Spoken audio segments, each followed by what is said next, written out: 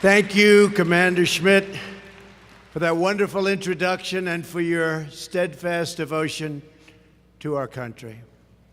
I want to thank all of our distinguished guests with us today, including HUD Secretary Ben Carson, VA Secretary David Shulkin, and former Secretary of Defense Bob Gates. Where is Bob Gates? Bob Gates has been so great. Tell you, he started off saying bad things about me, and then he said great things, and now I like him. Thank you, Bob. It's a great honor to be back here with all of my friends at the American Legion and your national convention. I want to thank Governor Sandoval for being here. Dean Heller is here someplace or will shortly be here. He's caught the first flight out. So I want to thank Dean Heller, Senator, for being here. The American Legion embodies the spirit of patriotism that is the true source of our strength and the best hope for our future. You love our country, you cherish our values, and you definitely defend our great American flag. No doubt about that.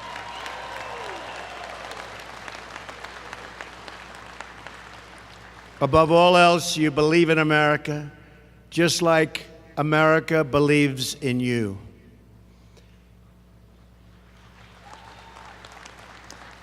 Today, we are here to honor you for the sacrifices you have made to defend our nation and preserve our way of life. But we're also here for another reason. We are here to hold you up as an example of strength, courage, and resolve that our country will need to overcome the many challenges that we face. We are here to draw inspiration from you as we seek to renew the bonds of loyalty that bind us together as one people and one nation. Those who wear the nation's uniform come from all different backgrounds and from every single walk of life. But they are all united by shared values and a shared sense of duty. They are all part of one team with only one mission in mind.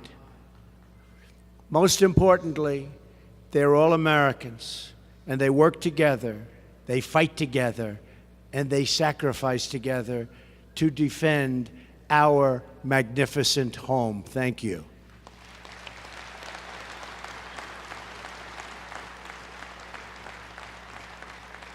Now our nation must follow that same work ethic, that same devotion to a greater cause, to achieve our country's full potential. Here with us today are veterans who have fought in every major military engagement dating all the way back to World War II. You've endured bitter winters, treacherous jungles, barren deserts, and stormy waters. You've left your families, charged into danger, faced down your enemies, and bore the scars and wounds of war. Each of you took an oath to support and defend the Constitution. With that oath, you pledged your honor and your very lives for our great nation. Every veteran here today is part of a long, unbroken chain of American heroes. We salute your service. The American Legion not only remembers history, you help keep history alive.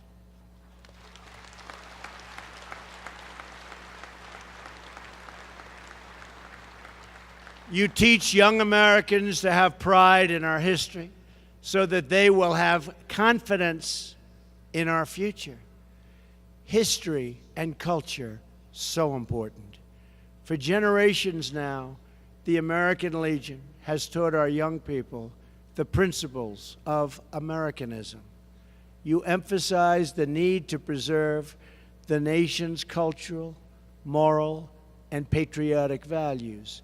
You encourage the observation of patriotic holidays. You stress the need to enforce our laws, including our immigration laws.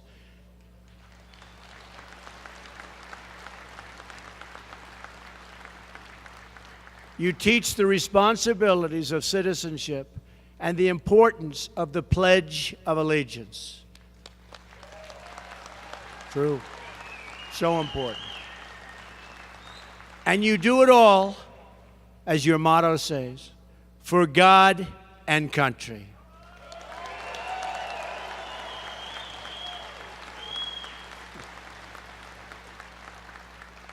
That's why we're here today, for America and for God. But to fulfill our patriotic duties, we must take care of our great veterans.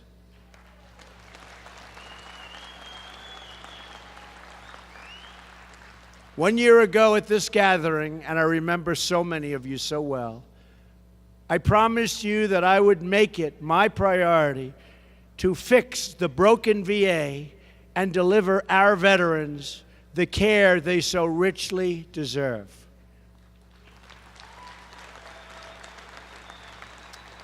And you see what's been happening. Now you have a true reformer in Secretary David Shulkin.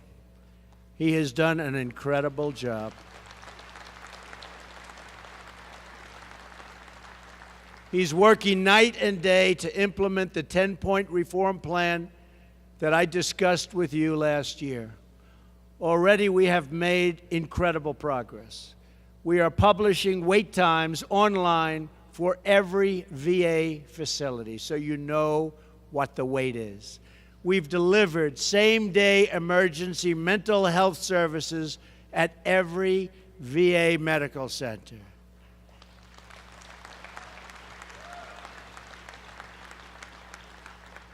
We've opened the promised White House VA hotline.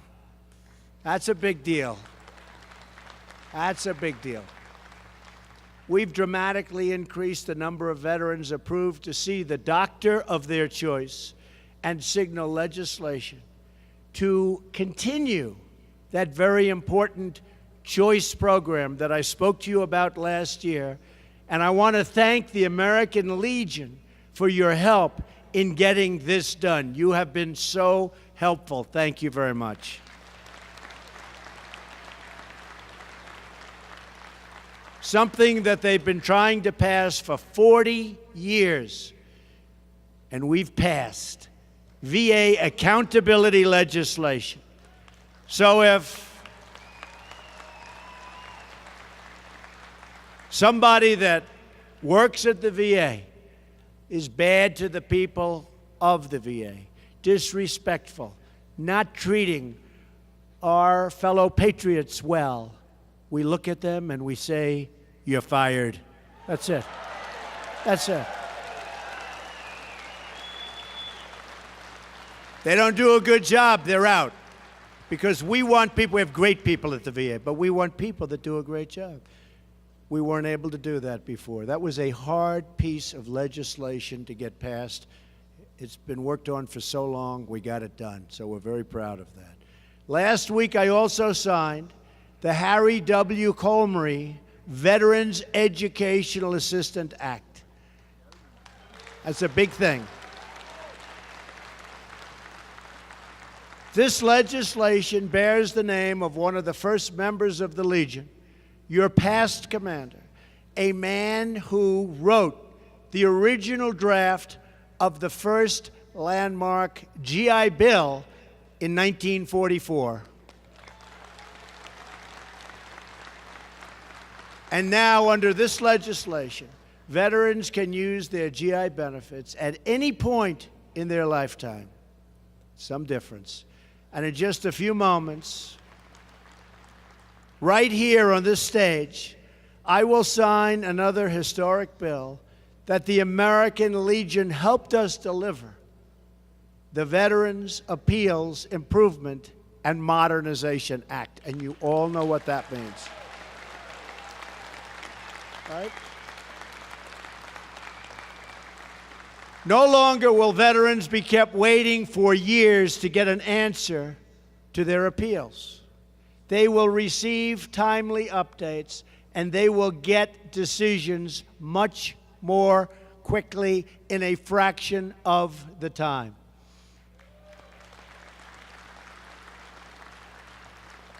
And the Legion, I have to say, pressed so hard for that legislation. So I want to thank you very much. I want to thank you. I want to thank you so much. You really helped. They have a lot of power, and they use it well.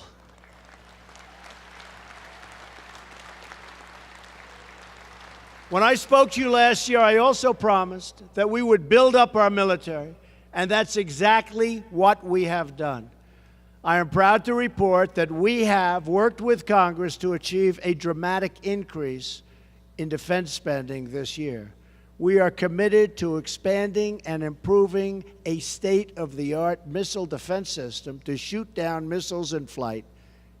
And we're getting better and better and better at it. It's actually incredible what's taking place. And we will develop new surveillance and long-range strike capabilities to prevent our enemies from launching them in the first place.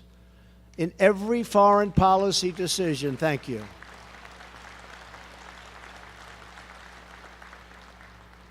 In every foreign policy decision, we are making clear that we will always put the safety and security of our citizens first. That is why early this week I announced a new strategy in Afghanistan and South Asia. We will pursue an honorable and enduring outcome in Afghanistan, worthy of the tremendous sacrifice our troops have already made. We will give our men and women in uniform the tools they need and the trust they have earned to fight and to win.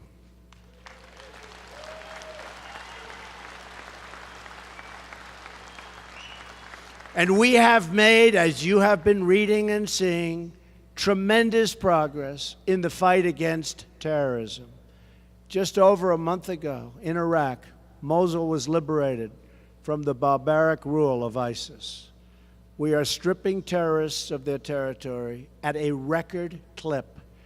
Their funding, their networks, and the false allure of their ideology. And I will tell you, we're going to start working very hard on the internet because they're using the internet at a level that they should not be allowed to use the internet. They're recruiting from the internet, and we are going to work under my administration very hard so that doesn't happen. No longer are we using our military to build democracies. Instead, we're forming a coalition of nations that share the aim of stamping out extremism, defeating terrorism, and pursuing stability, prosperity, and peace. Through the generations, America has always prevailed, not by military might alone, but also by the strength of our spirit. And we have in this country today such spirit. I see it when I meet the people backstage. They're so proud once again. I must say, much more proud than they were last year at this time. They are feeling very good about our country. Very, very good about our country. Because our people have always had that will to endure and to overcome. This is now the challenge of our times. We must ask ourselves who we are, what we stand for, and what together we can achieve. If American patriots could secure our independence, carve out a home in the wilderness, and free millions from tyranny and oppression around the world, then that same spirit of strength, courage, and resolve can help us create a better future for our people today, a future like even our people have never had before in this great country. That's what we're aiming for. We don't have to be content with a dilapidated road system, with crumbling buildings, or rusted out factories.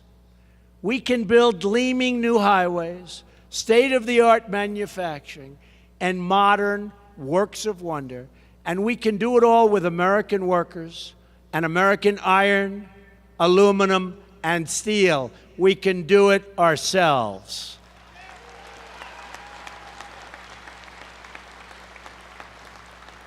We do not have to accept the economic decay of once thriving hubs of industry, where they leave and they let all those jobs go, and those companies move to other countries. We've stopped that flow, and companies are now coming back into the United States, and I am so proud of that.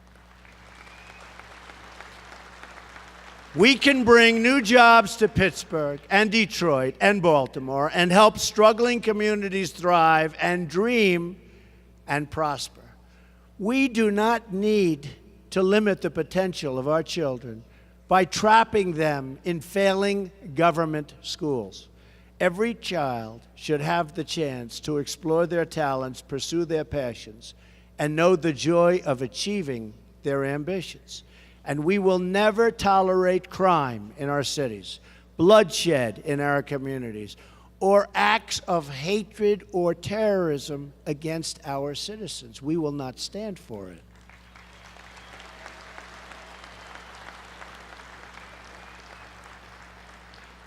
We will always support our great law enforcement personnel.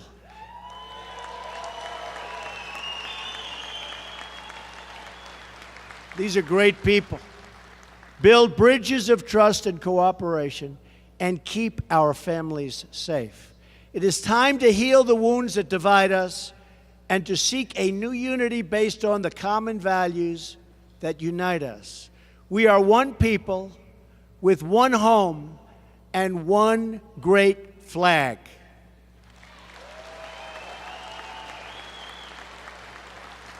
We are not defined by the color of our skin, the figure on our paycheck, or the party of our politics. We are defined by our shared humanity, by our citizenship in this magnificent nation, and by the love that fills our hearts. And I know I speak for all of you when I say our hearts beat for America. Our souls fill with pride every time we hear the national anthem.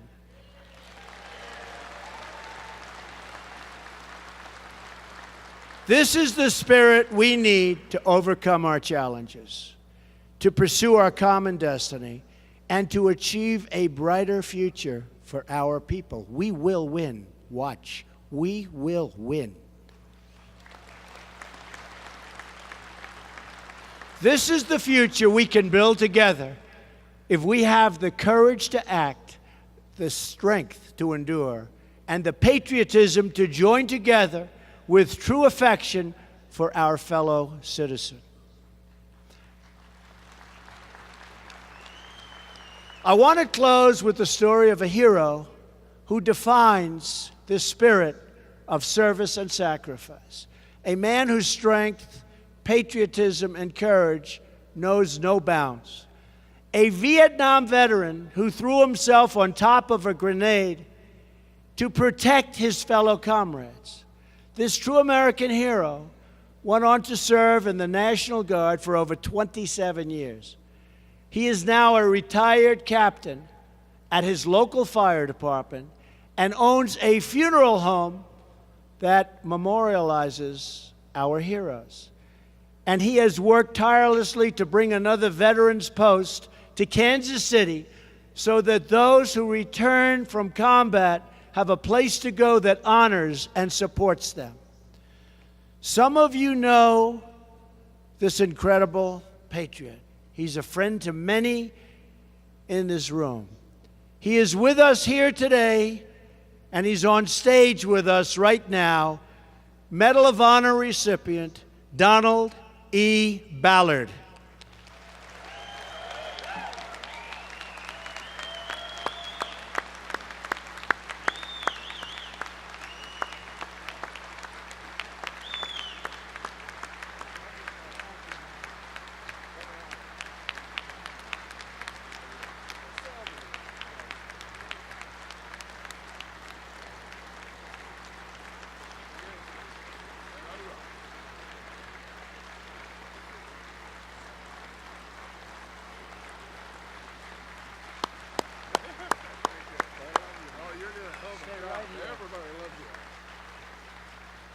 He's got to say a word, right? This wasn't in the planning. Do I have your approval? Yes, sir. Come on, Don, get up there. There is no greater love than someone that loves this country, and I believe we've elected the right leader to lead us out to drain the swamp. Thank you. I'm with you. Thank you, I traveled Don. with you before you were elected. Thank you so I was one of much. the 22 that supported See, that's very risky of me. That could ruin the whole day for me. If he got up and said the opposite, I would be in trouble. So thank you, Don. That was very risky. I didn't know what was going to happen. I had a pretty good idea. But Don, on behalf of the people of the United States, I want to thank you for your courageous service. You inspire us all. Today, we are reminded that the greatness of our nation is found in our people like Don. As long as we have faith in each other and confidence in our values, then there is no challenge too great for us to conquer. We are people. We are people who love. We are people with heart. We are people who adore. We are people that are great. There is no country like the United States of America.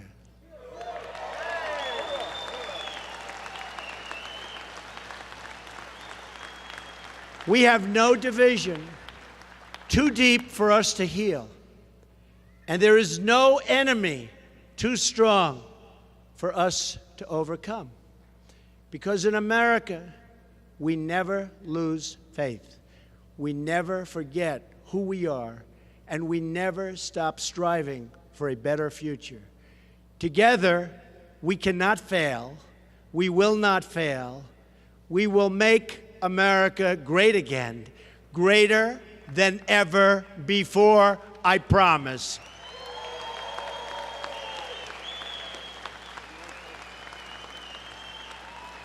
So I want to thank you to the American Legion. You talk of greatness. You talk of greatness. The American Legion is greatness. Thank you very much to our service members and to Don and to everybody in the room. Thank you to our great, great veterans. May God bless you. May God bless the United States of America. Thank you very much. It's my honor. Thank you. Thank you.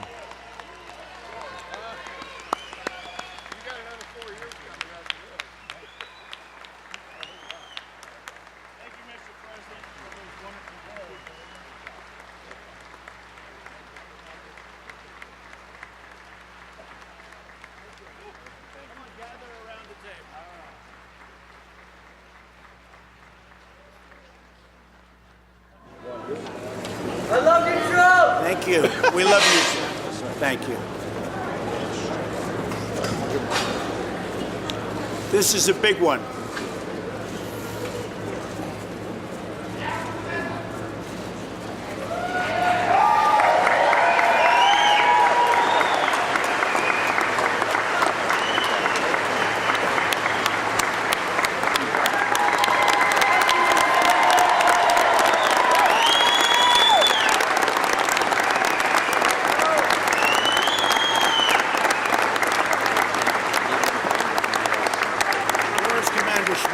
Yes, sir. And I'll give it to you. Thank you, sir. Is that okay?